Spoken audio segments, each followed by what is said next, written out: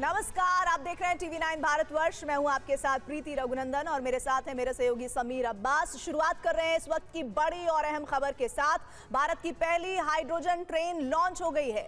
जींद सोनीपत के बीच शुरू होगी ये पहली सेवा और ट्रेन की जो लागत है उसको लेकर 80 करोड़ रुपए की बात की जा रही है। चेन्नई के इंटीग्रल कोच फैक्ट्री में इसका पहला परीक्षण हुआ है, जिसकी तस्वीरें भी हम थोड़ी देर में आपको दिखाएंगे। लेकिन इस वक्त की बड़ी जानकारी, भारत की पहली हाइड्रोजन ट्रेन लॉन्च की आप तस्वीर देख रहे हैं। जींद सोनीपत के बीच इस पहली सेवा को शुरू होना है और ट्रेन की जो लागत है वो 80 करोड़ रुपए होगी। चेन्नई के इंटीग्रल कोच फैक्ट्री में इसका पहला टेस्ट हुआ है जो पूरी तरह से सफल रहा है। तो चेन्नई के आईसीएफ में पहला इसका सफल परीक्षण। पहली सेवा हरियाणा के जींद और सोनीपत के बीच शुरू होगी। सबसे लंबी और ताकतवर हाइड्रोजन ट्रेन है ये और ऐसे में भारत के लिए एक और बड़ी उपलब्धि के साथ ये तस्वीरें आपके सामने हैं। दरअसल शून्य उत्सर्जन तकनीक पर ये ट्रेन आधारित है। पूरी तरह से स्वदेशी डिजाइन है। हाइड्रोजन सिलेंडर इसमें है।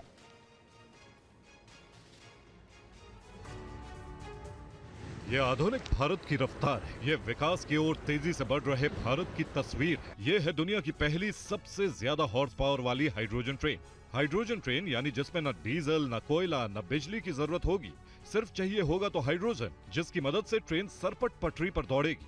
पूरी तरह स्वदेशी तकनीक से बनी यह हाइड्रोजन ट्रेन कई मायनों में चीन के हाइड्रोजन ट्रेन से आगे है। चीन की हाइड्रोजन ट्रेन जहां सिर्फ एक बार में 1200 यात्रियों को ले जा सकती है, तो भारत की हाइड्रोजन ट्रेन 2600 पैसेंजर को ले जाने की क्षमता रखती है। चीन की हाइड्रोजन ट्रेन में 4 डिब्बे होंगे, जबकि भारत की ट्रेन में 8 डिब्बे होंगे। अब आपको बताते हैं इसकी खासियत। भारत की हाइड्रोजन ट्रेन पूरी तरह स्वदेशी डिजाइन और शून्य उत्सर्जन तकनीक पर आधारित है। 1200 हॉर्स पावर का शक्तिशाली इंजन है। लागत लगभग 80 करोड़। रख रखाव और हाइड्रोजन रिफ्यूलिंग के लिए अतिरिक्त 70 करोड़ रुपए का निवेश होगा। पहला सफल परीक्षण चेन्नई के इंटीग्रल कोच फैक्ट्री में किया गया है। हरियाणा की जींद और सोनीपत के बीच ऑसिलेशन ट्रायल होगा, यानी ट्रायल के दौरान ट्रेन में उतना ही वजन रखकर चलाया जाएगा जितने वजन के पैसेंजर्स उसमें चढ़ेंगे। और मध्य प्रदेश से इस वक्त एक बड़ी खबर आ रही है। भोपाल के इंडस्ट्रियल एरिया में गैस रिसाव की खबर है। गोविंदपुरा इंडस्ट्रियल एरिया में गैस रिसाव हुआ है। पुलिस और नगर निगम की टीम इस वक्त मौके पर ही मौजूद है। तो गोविंदपुरा इंडस्ट्रियल एरिया में गैस लीकेज की खबर सामने आ रही है। गैस रिसाव हुआ है और इसके बाद प्रशासन अलर्ट मोड में है। पुलिस और नगर निगम की टीम मौके पर पहुंच चुकी है।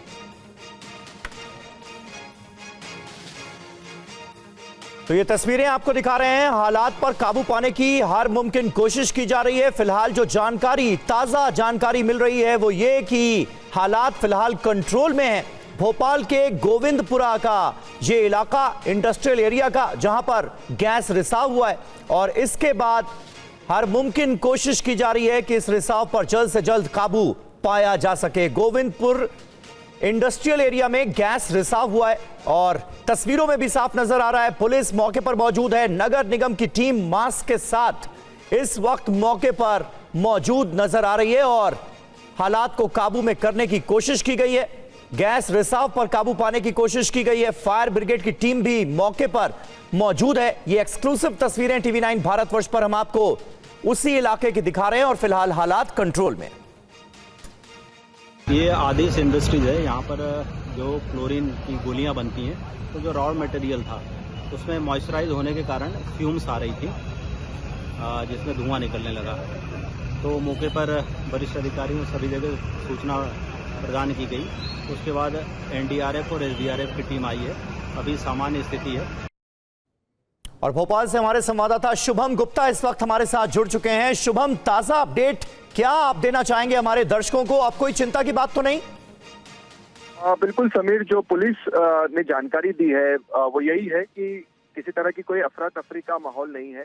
हाँ, शुरुआत में जब क्लोरीन गैस का रिसाव हुआ, चूंकि फैक्ट्री क्लोरीन से रिलेटेड ही चीजें बनाती है और उस दौरान थोड़ी सी चिंता सताई, लिहाजा एसडीआरएफ और एनडीआरएफ की टीम तुरंत ही मौके पर पहुंची। पुलिस प्रशासन, नगर निगम अमला पहुंचा। फिलहाल जो पुलिस का कहना है, स्थिति नियंत्रण में है। किसी तरह की कोई अफरा तफरी का माहौल नहीं है। शुक्रिया शुभम आपका इस जानकारी के लिए। तो ये दो तस्वीरें इस वक्त आपके सामने हैं। भोपाल के गोविंदपुरा में गैस रिसाव हुआ था। एनडीआरएफ, एसडीआरएफ की टीम मौके पर पहुंच गई। फायर ब्रिगेड के कर्मचारी, नगर निगम के कर्मचारी भी मौके पर पहुंचे और फिलहाल हालात कंट्रोल में।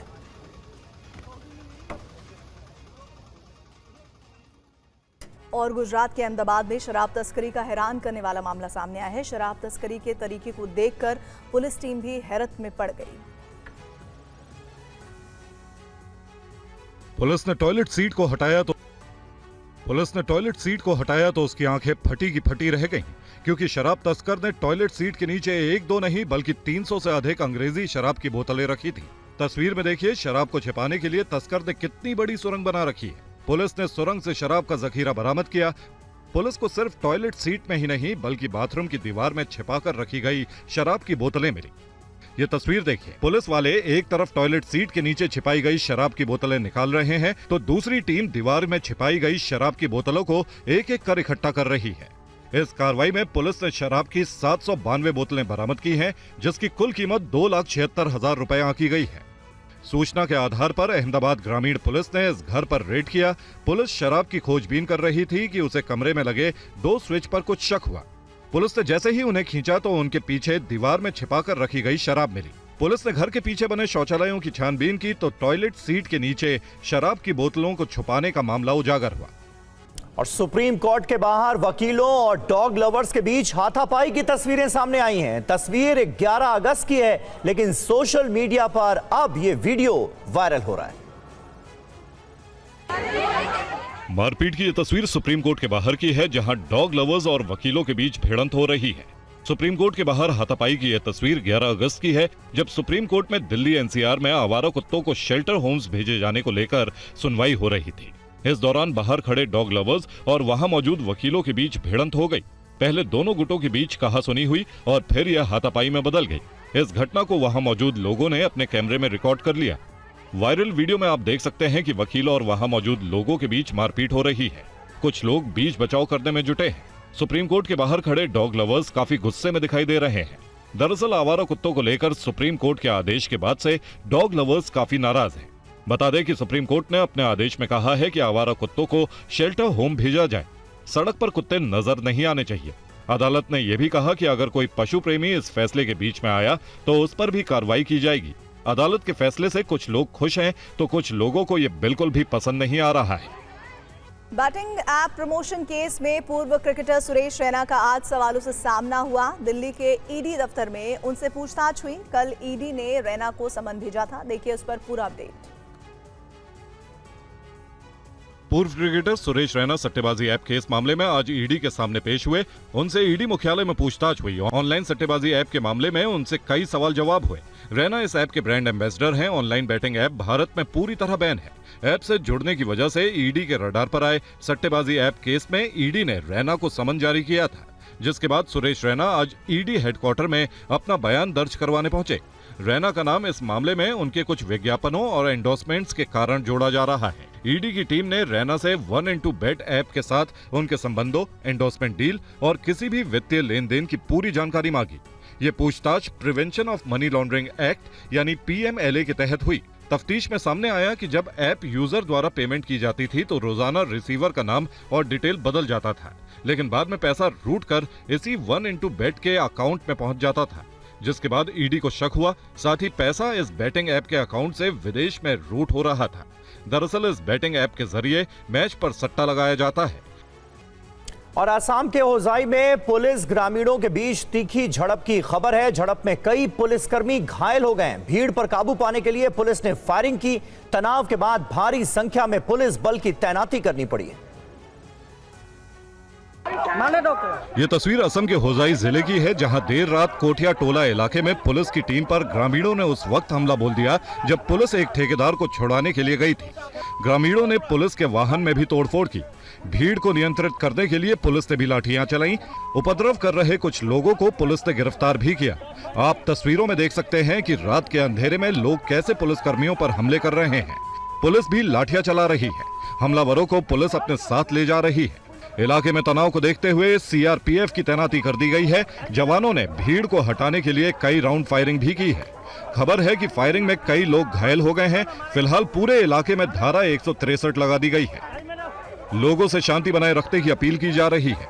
दरअसल कोठिया टोल इलाके में ग्रामीणों ने सड़क मरम्मत के लिए काम कर रहे ठेकेदार का विरोध करते हुए उसे घेर लिया और पत्थरबाजी करने लगे। सूचना मिलते ही मौके पर भारी संख्या में पुलिसकर्मी पहुंच गए। पुलिस ने ग्रामीणों को समझाने की कोशिश की, लेकिन वो नहीं माने। थराली आपदा का आज 9वां दिन है। इस त्रासदी का शिकार हुए सभी 68 लोग लापता हैं अभी भी, और जिंदगी की तलाश जारी है। लापता लोगों में नेपाल के 25 लोग भी हैं। देखिए धराली से लेटेस्ट अपडेट। ये धराली की सबसे नई तस्वीरें हैं। त्रासदी के 9वें दिन बाद भी धराली तड़प रहा है, सिसक रहा है, अपनी बर्बादी पर आंसू बहा रहा है। दर्द के समंदर में अब भी जिंदगी की आस है, उम्मीद है। जिंदगी बचाने की जंग में सेना के जवान पहाड़ और चट्टानों में अभियान चला रहे हैं। मलबे में दबे लोगों की तलाश में रास्ते बना रहे हैं। जान बचाने के इस अभियान में रोड़े तमाम हैं, मगर जिंदगी की उम्मीद बाकी है। धराली में आई आपदा में अभी भी 68 लोग लापता हैं। जिंदगी की तलाश में मलबे को खंगाला जा रहा है, चट्टानों को चीरा जा रहा है। जमीन के नीचे जिंदगी की खोज जारी है। लापता लोगों में नेपाल के 25 लोग भी शामिल हैं। लापता लोगों की तलाश में चौतरफा कोशिशें जारी हैं। यहाँ खीर गंगा का जलस्तर बढ़ने से संपर्क पुलिया बह गई है। लापता लोगों की जीपीआर प्रणाली से खोजबीन के लिए बनाए गए गड्ढों में पानी भर गया है। देहरादून के विशेषज्ञों की टीम भी आपदा क्षेत्र में अध्ययन के लिए नहीं जा सकती। भागीरथी में बनी झील से पानी निकासी के लिए अभियान शुरू कर दिया गया है। वहीं धराली और हर्षिल में फिलहाल हेलीकॉप्टर से मदद रोकी गई है। खराब मौसम की वजह से हेलीकॉप्टर से रेस्क्यू अभियान में ब्रेक लग गया है। और मौसम विभाग ने उत्तराखंड और हिमाचल प्रदेश में तेज बारिश और बाढ़ के खतरे की आशंका जताई। उत्तराखंड में तेज बारिश जारी है। मौसम विभाग के मुताबिक उत्तराखंड के 11 जिलों में मूसलाधार बारिश का रेड अलर्ट जारी किया गया है और साथ ही लैंडस्लाइड की चेतावनी जारी की गई है। मौसम विभाग की चेतावनी के बाद प्रशासन अलर्ट है। प्रशासन ने लोगों को नदी के किनारे जाने से मना किया है। मौसम विभाग ने हिमाचल के शिमला, सिरमौर, उत्तराखंड के अल्मोड़ा, बागेश्वर, चमोली, चंपावत, देहरादून, नैनीताल, पौड़ी गढ़वाल, पिथौरागढ़, रुद्रप्रयाग, टिहरी गढ़वाल और उत्तरकाशी में फ्लैश फ्लड की आशंका जताई है।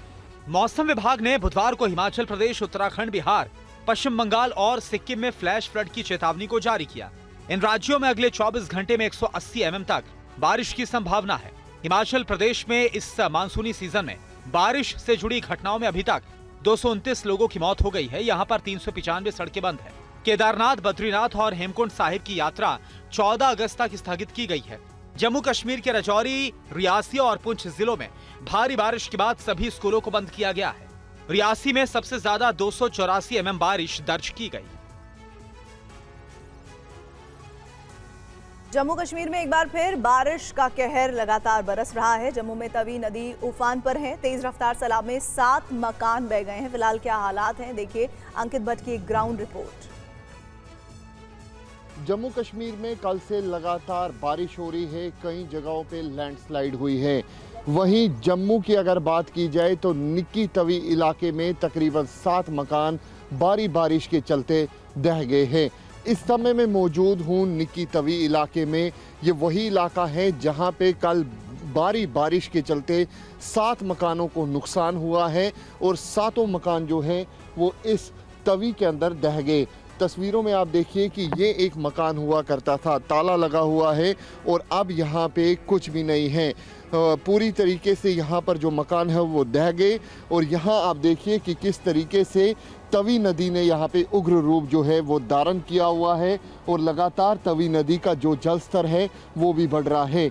यहाँ पर मकान था, लेकिन आप देखिए कि इस इलाके में कितना ज़्यादा नुकसान भारी बारिश के चलते हुआ है। ये देखिए, ये मकान जो है वो अभी भी पूरी तरीके से आधा मकान जो है वो पानी के अंदर ढह गया। और जम्मू में तवी नदी का रौद्र रूप डरा रहा है। भूमि कटाव के कारण पुलिस प्रशासन ने तटीय इलाकों में अलर्ट घोषित कर दिया है। तो जिन लोगों के मकान बह गए उन्हें मदद की उम्मीद है। देखिए TV9 भारतवर्ष की ग्राउंड रिपोर्ट। यहाँ पे जो बारिश हुई और उसके बाद पूरा जो मकान था यहाँ पे वो पानी के अंदर ढह गया। अभी भी आप देख सकते हैं कि यहाँ पर एक मकान है वो पूरी तरीके से लगभग आधा क्रैक हो चुका है।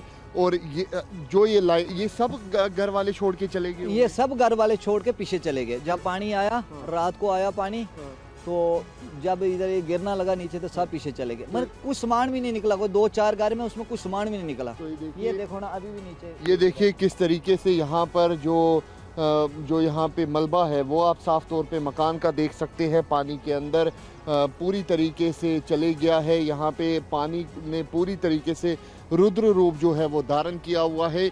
ये पूरी तरीके से एक ही लाइन में 4 मकान यहाँ पर थे जो पानी के अंदर चले गए। मौसम विभाग की माने तो आने वाले 2 से 3 दिन इसी तरीके से बारिश रहने वाली है। और ये जम्मू का निक्की तवी का इलाका है जहाँ पे तकरीबन 7 ऐसे मकान हैं वो पूरी तरीके से ढह गए। हरियाणा के यमुनानगर में बारिश के बाद भारी जलभराव हो गया है, जिसके चलते लोग प्रशासन को कोसते नजर आए। पहाड़ी इलाकों के साथ साथ मैदानी इलाकों में भी बारिश ने कोहराम मचाया हुआ है। तस्वीरें यमुनानगर के कोट गांव की है, जहां पर बारिश के चलते लोगों को गर्मी से राहत तो मिली, लेकिन बारिश अपने साथ ढेरों परेशानियां भी लेकर आई। बारिश के चलते रिहायशी इलाकों में 3 फीट तक जलभराव हो गया। जलभराव के बीच जो लोग आवाजाही को मजबूर थे, उनकी गाड़ियां पानी में खराब होने लगी। स्थानीय लोगों की शिकायत है कि प्रशासन की तरफ से 2 पुलिया तो बनाई गई है, लेकिन उनसे पानी नहीं निकलता और पानी सीमेंट की बनाई स्लैब में जमा हो जाता है और इसकी वजह से इलाके में जलभराव हो जाता है। पुलिया की नहीं, बड़े पुल की जरूरत है। पुल की जरूरत है। तो क्या अपील करेंगे? अपील तो यही करांगे भी यहाँ पुल लगना चाहिए ताकि लोगों ने सुविधा रहा करने बढ़ने की। ये रास्ता नेड़ा पड़ा, यहाँ कोई पुलिया का कोई इंतजाम नहीं करे। पुलिया का तो यहाँ छोड़, यहाँ कुछ भी इंतजाम नहीं है। नहीं मोटरसाइकिल देख ले, पानी बड़ गाली कट रही, ये रहा इंतजाम तो भी नहीं लग रही आग मोटरसाइकिल। पहाड़ों से आ रहे पानी से नदियां उफान पर हैं और इसी के चलते नदियों का पानी निचले इलाकों में घुसने लगा है। और वहीं राजस्थान के कई जिलों में बारिश से मुश्किलों का सैलाब आया हुआ है, तो असम के गुवाहाटी में भी सैलाब की वजह से जिंदगी पर ब्रेक लग गया है। यूपी के अयोध्या में भी बाढ़ जैसे हालात नजर आ रहे हैं। देखिए ये फ्लड रिपोर्ट। पूरा इलाका पानी से लबालब भरा है। सड़कें दरिया बन गई हैं, रास्तों पर तालाब जैसा मंजर है। सब कुछ पानी में डूबा हुआ है। तस्वीरें यूपी के अयोध्या की है। सरयू नदी का जलस्तर लगातार बढ़ रहा है।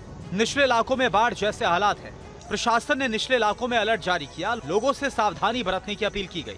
ये तस्वीरें असम के गुवाहाटी की है। तेज बारिश के बाद कई जगहों पर जलभराव है। लोगों को आवाजाही में परेशानी हो रही है। सड़कों पर सैलाब का कब्जा है। गाड़ियां सैलाब को चीरते हुए आगे बढ़ रही हैं। जरूरी काम होने पर ही लोग घरों से बाहर निकल रहे हैं। गुवाहाटी में अगले कुछ घंटों में जोरदार बारिश होने की चेतावनी जारी की गई है।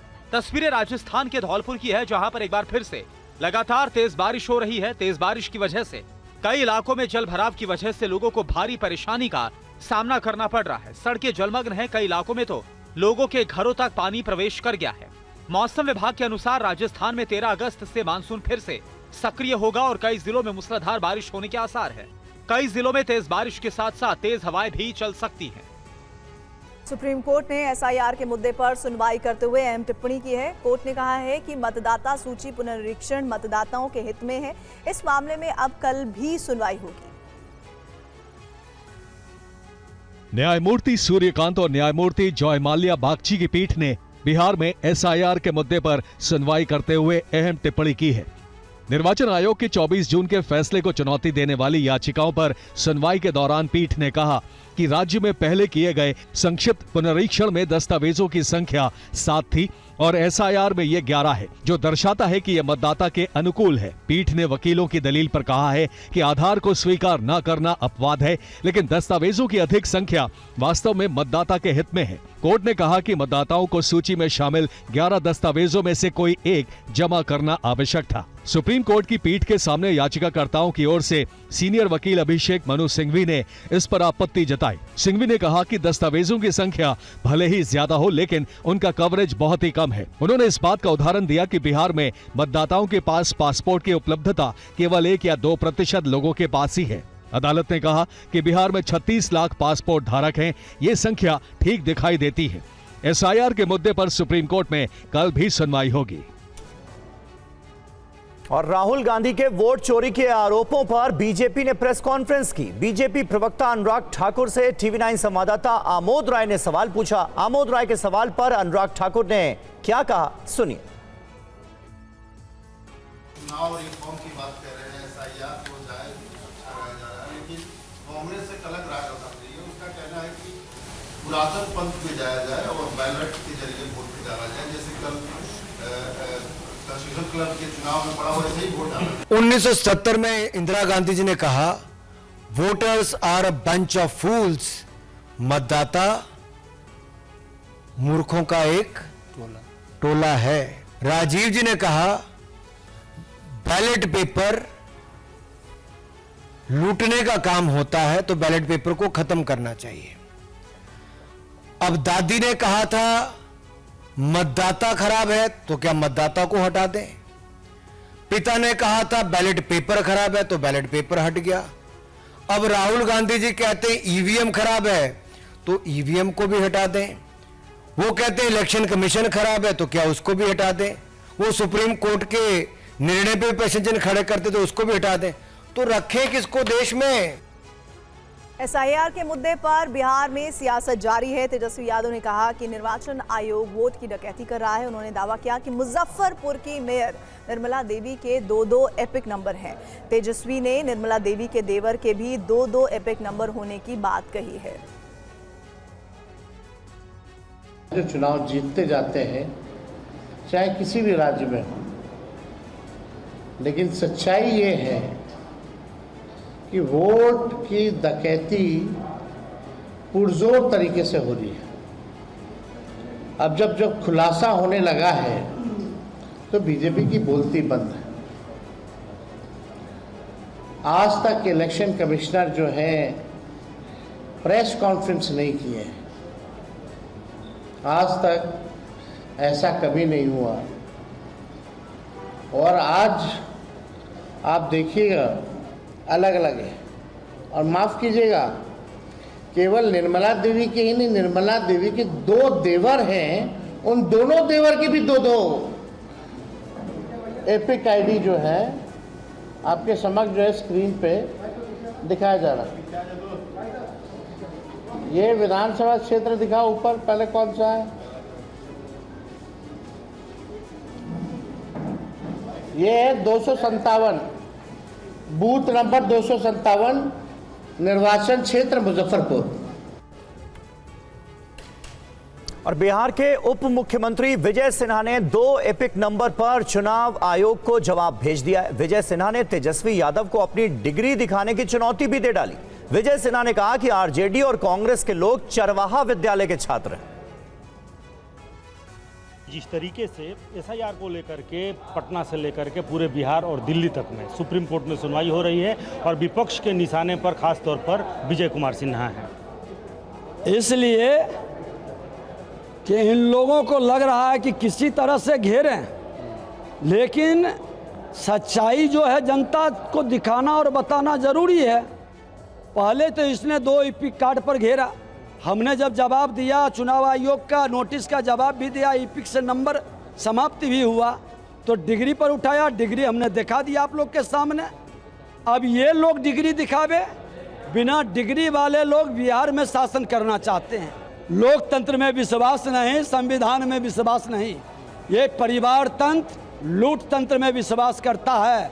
और लूट तंत्र परिवार तंत्र के लोग राजनीति को अपना जागीर समझता है। बिहार की जनता आपके जागीर से मुक्त कर देगा। बिहार लोकतंत्र की धरती है, तैयार रहिए। SIR के मुद्दे पर संग्राम के बीच बिहार के सिवान जिले की एक वोटर मिंता देवी सबसे ज्यादा चर्चा में है। मामले में चुनाव आयोग और मिंता देवी का बयान सामने आया है। मेरा तस्वीर छपवा के मेरा नाम का फोटो एथी करके क्यों पहन के दुनिया में दिखा रही है? कारण क्या है? कौन होती है मेरे टी-शर्ट पहनने वाली या मेरे नाम के पर्चा पहनने वाली, टी-शर्ट पहनने वाली? वो आखिर है कौन मेरी? ये बयान है बिहार में सिवान की उस मिंता देवी का, जिनके नाम पर विपक्ष ने कल संसद में जबरदस्त हंगामा किया और चुनाव आयोग के खिलाफ सबसे बड़ा हथियार बना लिया। खुद प्रियंका गांधी अपनी टी शर्ट पर मिंता देवी की फोटो छपवाकर विरोध जताने संसद परिसर पहुंची। टी शर्ट के पीछे लिखा था 124 नॉट आउट। प्रियंका के साथ खड़े कई प्रदर्शनकारी यही टी शर्ट पहनकर चुनाव आयोग के खिलाफ नारा बुलंद कर रहे थे। दरअसल सिवान के सिसवन प्रखंड की मिंता देवी का नाम 35 की उम्र में पहली बार वोटर लिस्ट में जुड़ा। लेकिन वोटर लिस्ट में उनकी उम्र 124 साल हो गई। इसी चूक की वजह से मिंता देवी राष्ट्रीय स्तर पर सुर्खियों में छा गई। मामला सामने आने के बाद चुनाव आयोग ने सफाई दी और कहा कि मिंता देवी की उम्र के मामले में अशुद्धि के संबंध में शिकायत मिली है। इसमें सुधार की प्रक्रिया जारी है, इसे जल्द ठीक कर लिया जाएगा। और वोट चोरी के खिलाफ कांग्रेस कार्यकर्ताओं और नेताओं ने प्रदर्शन किया। कांग्रेस का आरोप है कि राजस्थान में भी वोटों की चोरी हुई है। कांग्रेस की तरफ से बड़ा प्रोटेस्ट किया जा रहा है, पैदल मार्च किया जा रहा है और आप ये देख सकते हैं कि किस तरीके से जो कांग्रेस के तमाम जो नेता हैं वो सड़क पर उतरे हैं। राहुल गांधी के वोट चोरी के आरोप के बाद में कांग्रेस जो है पूरी तरीके से यहाँ समर्थन में है। देखिए, ये लड़ाई हिंदुस्तान की बीजेपी के साथ है। राहुल गांधी की आवाज पे पूरा देश खड़ा है और इसका जवाब देना पड़ेगा। बीजेपी को नहीं देगी और देश में टकराव खड़ा होता है तो उसके लिए बीजेपी जिम्मेदार। 300 एमपी को मार रहे हो आप। राहुल गांधी देश का विपक्ष का नेता, आप संविधान की बात नहीं कर रहे। सुप्रीम कोर्ट से भी अब तो उम्मीद खत्म हो गई। आज सुप्रीम कोर्ट आधार कार्ड को चैलेंज कर रहा है। ऐसा पाप कभी होगा, देश में टकराव होगा तो नुकसान देश का नहीं होगा, बीजेपी का होगा। राजस्थान में कितनी संभावना है वोट चोरी की? वोट चोरी अकेले आदर्श नगर में ढूंढोगे तो 20-25 हजार वोट मिल जाएंगे। पूरे जयपुर शहर के अंदर, जयपुर देहात की सीट तो वोट चोरी से ही जीती गई है। और जिस तरीके से बीजेपी एक्सपोज हुई है, इलेक्शन कमीशन चुप है, देश में लोकतांत्रिक मूल्य खत्म हो चुके हैं। बीजेपी की सरकार को चाहिए कि इस्तीफा दे और लोकतांत्रिक मूल्यों को कायम करें। वोट चोरी के खिलाफ कांग्रेस कार्यकर्ताओं और नेताओं ने प्रदर्शन किया। कांग्रेस का आरोप है कि राजस्थान में भी वोटों की चोरी हुई है। 14 सेकंड की सीसीटीवी फुटेज ने पूरी यूपी को झकझोर कर रख दिया है। 22 साल की इस मूक बधिर लड़की को अगवा कर रेप किया गया। ये वारदात बलरामपुर में सोमवार की शाम हुई। युवती अपने मामा के घर से पैदल अपने घर लौट रही थी, तभी बाइक सवार 2 दरिंदों ने इसे अगवा कर लिया। अभियुक्तों ने युवती को पुलिस चौकी के पीछे झाड़ियों में ले जाकर गैंग रेप किया। अगवा करने से पहले युवती का सड़क पर भागते हुए एक वीडियो भी सीसीटीवी कैमरे में रिकॉर्ड हुआ है। इसी वीडियो को अखिलेश यादव ने सोशल मीडिया पर शेयर करते हुए यूपी की कानून व्यवस्था पर सवाल उठाए। उन्होंने लिखा कि कानून व्यवस्था का दावा करने वाले इस मामले में जनता से आंख मिलाकर कुछ कहना चाहेंगे। उन्होंने कहा कि पीड़िता को हर संभव राहत, सहायता और चिकित्सा उपलब्ध कराई जाए। इस मामले पर कांग्रेस नेता सुप्रिया श्रीनेत ने भी सवाल उठाए। उन्होंने कहा कि गैंग रेप का शिकार हुई पीड़ित लड़की हैवानों से बचने के लिए भाग रही है। ये दरिंदगी डीएम और एसपी आवास के पास हुई। उन्होंने पूछा कि यूपी में पुलिस प्रशासन है भी या नहीं। वहीं पुलिस ने इस मामले के 2 अभियुक्तों अंकुर वर्मा और हर्षित पांडे को मुठभेड़ के बाद गिरफ्तार कर लिया।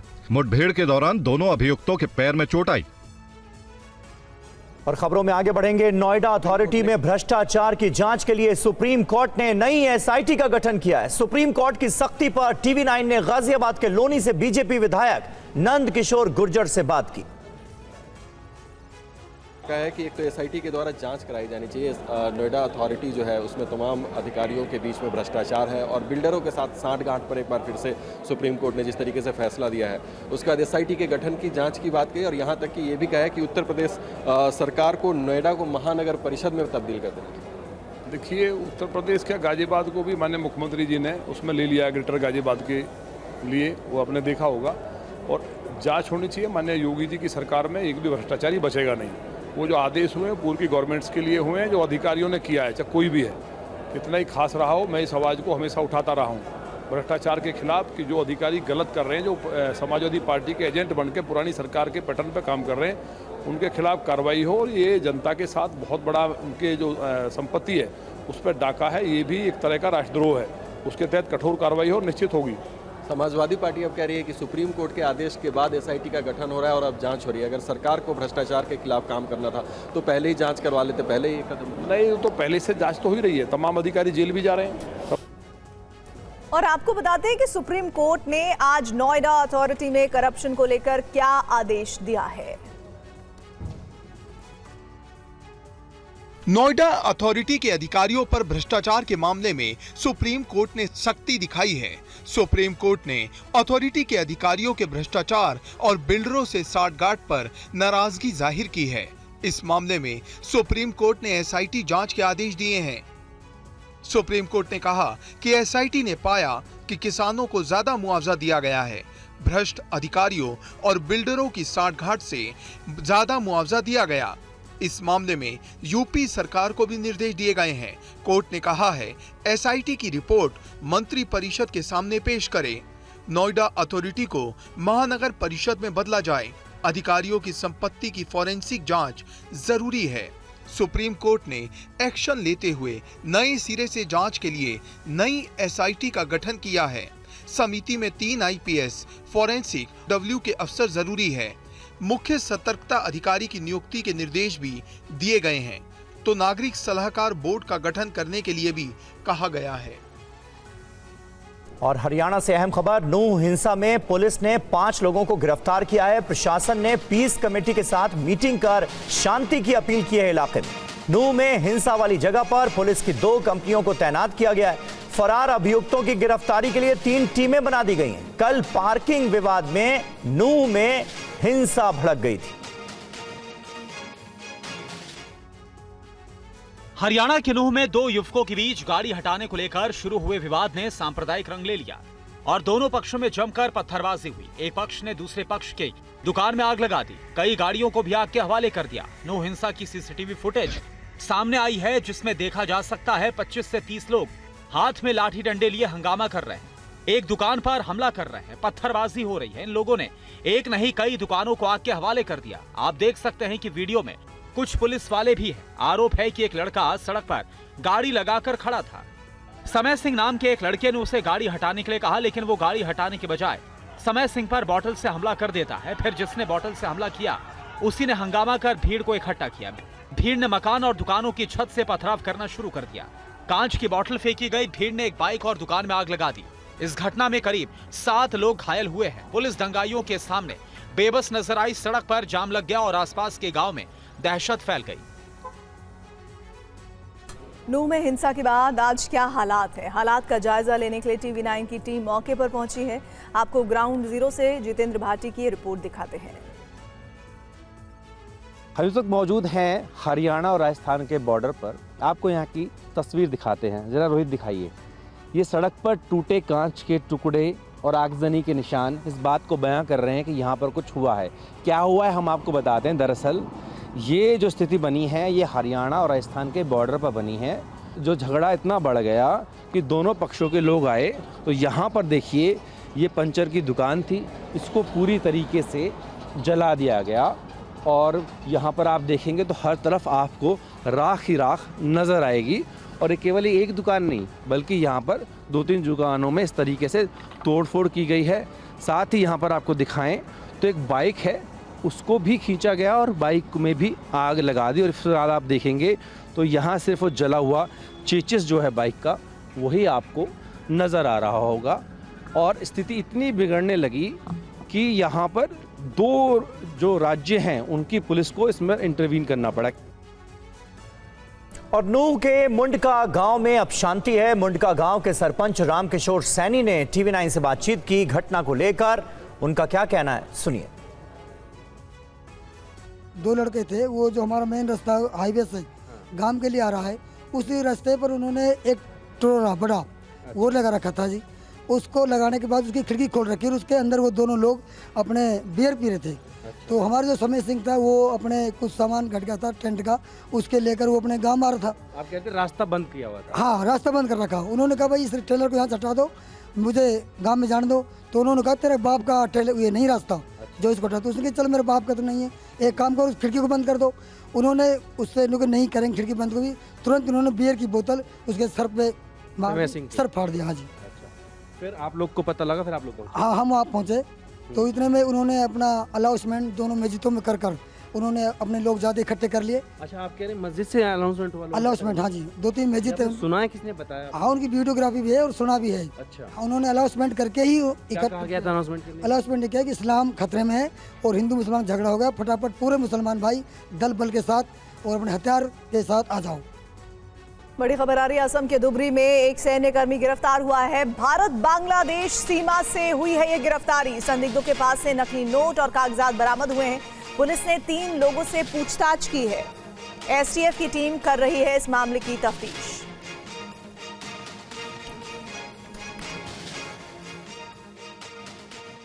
और पंजाब के फिरोजपुर में बीएसएफ ने पाकिस्तान की नापाक साजिश को नाकाम कर दिया। बीएसएफ ने फिरोजपुर में बॉर्डर के करीब एक खेत से पिस्टल और हेरोइन की खेप बरामद की है। पाकिस्तान अपनी हरकतों से बाज नहीं आ रहा है। पाकिस्तान की सेना ड्रोन के जरिए हथियार और ड्रग भारत भेजने की साजिश कर रही है। पाकिस्तान की ओर से भारतीय सीमा में एक बार फिर ड्रोन के जरिए हेरोइन और पिस्टल भेजी गई थी। फिरोजपुर जिले के भगड़ा गांव के पास अंतर्राष्ट्रीय सीमा से सटे एक खेत में बीएसएफ जवानों ने एक संदिग्ध पैकेट बरामद किया। बॉर्डर के करीब खेत में सर्च ऑपरेशन की तस्वीर है, जिसमें बीएसएफ की 155वीं बटालियन ने भखड़ा गांव के खेतों में विशेष ऑपरेशन चलाया और 1 किलो 600 ग्राम हेरोइन और पिस्टल बरामद किया। बीएसएफ की मुस्तैदी ने पाकिस्तान की साजिश को नाकाम कर दिया। बीएसएफ ने पैकेट को जब्त कर लिया है और फिरोजपुर के सदर पुलिस स्टेशन में अज्ञात व्यक्ति के खिलाफ मामला दर्ज कराया है। आगे की जांच जारी है। इंटरनेशनल बॉर्डर के करीब पाकिस्तान लगातार इस तरह की हरकतें करता रहता है। ड्रोन के जरिए हथियार और ड्रग वाली साजिश करता है, लेकिन भारतीय सेना और बीएसएफ उसकी हर साजिश को नाकाम करती रहती है। और ग्रेटर नोएडा में बच्ची के साथ डिजिटल दुष्कर्म मामले में दोषी गार्ड को आजीवन कारावास की सजा सुनाई गई है। अदालत ने स्कूल पर भी 10 लाख रुपए का जुर्माना लगाया। ग्रेटर नोएडा के सूरजपुर थाना क्षेत्र के एक नामी स्कूल में पढ़ने वाली 3.5 साल की बच्ची से डिजिटल दुष्कर्म के मामले में दोषी चंडीदास को जिला अदालत ने उम्रकैद की सजा सुनाई है। अदालत ने दोषी पर उम्रकैद की सजा के साथ साथ 24,000 का जुर्माना भी लगाया। अदालत ने निजी स्कूल पर भी 10 लाख रुपए का जुर्माना लगाया है। 2018 में हुए इस घटना के बाद स्कूल प्रबंधन पर मामले को दबाने का आरोप लगा था। कार्रवाई करने की बजाय स्कूल ने मामले को दबाने की कोशिश की थी। बच्ची के माता पिता पर भी दबाव बनाया गया था। 2018 में सूरजपुर क्षेत्र में स्थित निजी स्कूल में पढ़ने वाली बच्ची के साथ चंडीदास ने डिजिटल दुष्कर्म किया था। पुलिस ने कार्रवाई करते हुए अभियुक्त को गिरफ्तार किया था। अदालत में दोनों तरफ के वकीलों के बीच काफी दलीलें हुई, सभी साक्ष्य पेश किए गए, मामले में गवाही हुई और उसके बाद अभियुक्त गार्ड चंडीदास को दोषी मानते हुए आजीवन कारावास की सजा हुई। आपको बता दें कि इससे पहले भी गौतम बुद्ध जिला न्यायालय ने 5 साल की बच्ची से डिजिटल दुष्कर्म के मामले में एक दोषी को 20 साल की सजा सुनाई थी।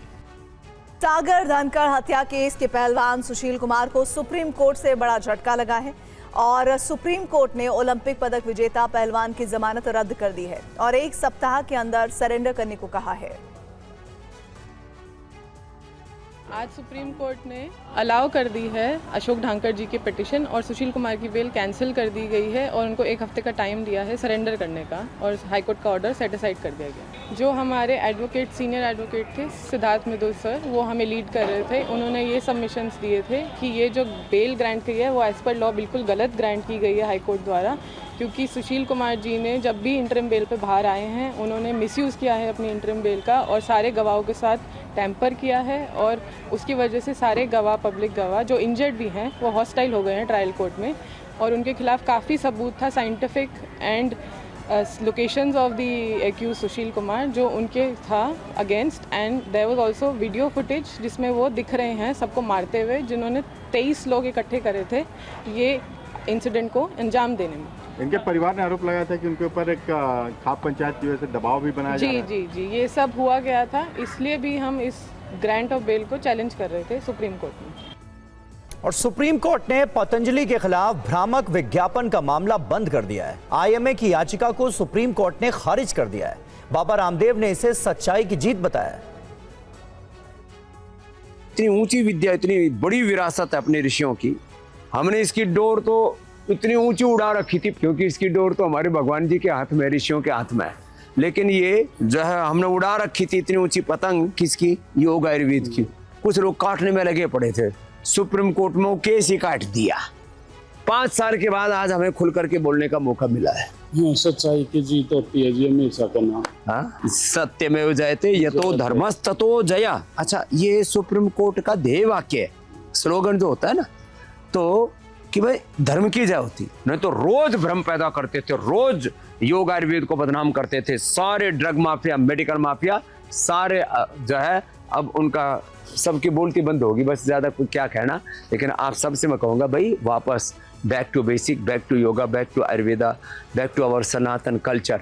अपने सनातन धर्म से दोबारा से जुड़ो, योग आयुर्वेद से जुड़ो, अपने जड़ों से जुड़ो और बीमारियों को भी जड़ से मिटाओ। मुंबई में एक 3 साल के बच्चे को कार ने कुचल दिया, जिसका सीसीटीवी वीडियो सामने आया। अस्पताल में भर्ती बच्चे की हालत गंभीर है। दिल दहला देने वाला ये वीडियो मुंबई के कंजूर मार्ग इलाके के MMRDA कॉलोनी का है। वीडियो इतना विचलित कर देने वाला है कि हम आपको ये पूरा वीडियो दिखा नहीं सकते। वीडियो में 2 बच्चे घर के बाहर खेलते नजर आ रहे हैं। एक बच्चा दूर चला जाता है तो दूसरे बच्चे का खिलौना सड़क पर गिर जाता है। इसी बीच एक कार पीछे से आ रही होती है। कार की रफ्तार ज्यादा नहीं थी, लेकिन जैसे ही 5 साल का बच्चा खिलौना उठाने के लिए नीचे बैठता है, वैसे ही गाड़ी बच्चे के ऊपर चढ़ जाती है। आसपास के लोगों के चिल्लाने के बाद कार चालक गाड़ी को बैक करता है और एक महिला बच्चे को उठाकर अस्पताल की ओर भागती है। वहीं इस दिल दहला देने वाले हादसे के बावजूद कार का ड्राइवर गाड़ी से बाहर नहीं निकलता और मौका मिलते ही घटनास्थल से फरार हो जाता है। ये पूरा वाकया घर के बाहर लगे सीसीटीवी कैमरे में रिकॉर्ड हो जाता है। सीसीटीवी की मदद से कार चालक को पकड़ लिया गया है। हालांकि इस हादसे के लिए सिर्फ कार चालक को ही जिम्मेदार नहीं ठहराया जा सकता। काफी हद तक अभिभावकों की लापरवाही भी ऐसे हादसों के लिए जिम्मेदार है। अगर सड़क पर खेलते नन्हे बच्चों के साथ कोई बड़ा मौजूद रहता तो ये दर्दनाक हादसा रोका जा सकता था। और इस वक्त एक अहम खबर आ रही है। राहुल गांधी ने पुणे कोर्ट से जान का खतरा बताया है। राहुल गांधी ने अतिरिक्त सुरक्षा की मांग की है कोर्ट से। पेशी के दौरान जान को खतरा है, इस बात का जिक्र किया गया है। पुणे कोर्ट में पेशी को लेकर राहुल गांधी ने जो अर्जी दी है उसमें इस बात का जिक्र है। सावरकर पर बयान को लेकर मुझे खतरा है, ये कहा है राहुल गांधी ने।